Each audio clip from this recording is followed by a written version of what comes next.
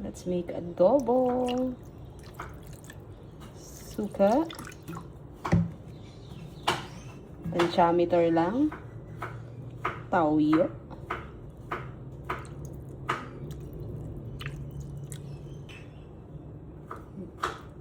Then, konting water. Then, salang natin.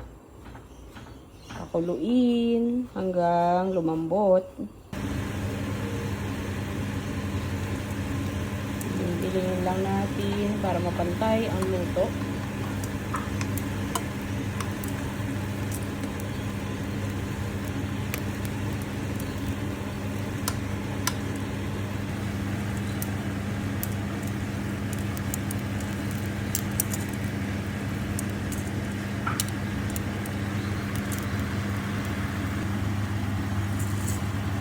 Lagyan natin ng black pepper.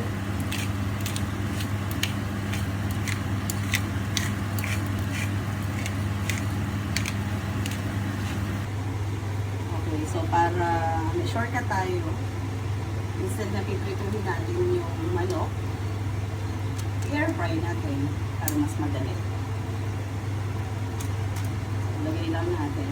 Actually, mga dalawang salang kasi nilagyan ko ng parchment. Para hindi na rin tayo mabubukas ng air fryer. So, yan. Salang lang natin siya sa air fryer hanggang maging golden brown yung ating chicken. Itsura after natin masalang sa air fryer.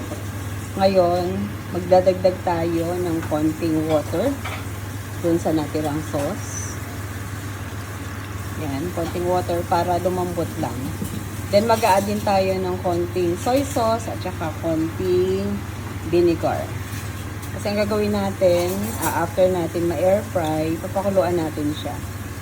So, add lang tayo ng konting soy sauce, konting water, konting vinegar.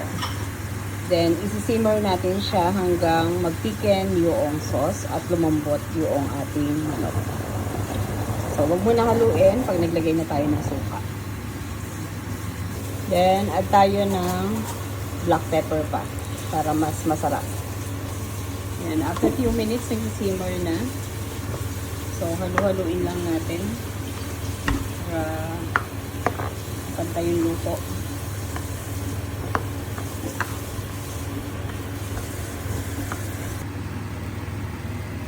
So, pag napakuluan na natin, medyo malambot na yung manok, meron tayo ditong binusang bawang. Kung wala kayong binusang bawang, pwede kayong magprito. Then, ihahalo nyo siya at the end. So, lagay natin yung ating bawang. Then, simmer lang natin siya hanggang medyo mag-thicken yung sauce. Then, pwede na natin siyang hanguin.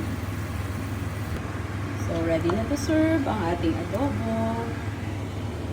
Yan. Kakain na naman. Yung sauce niya. Thick na thick. Masarap.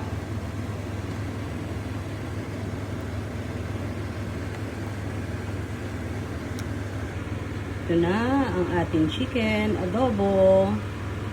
Halika, kain tayo.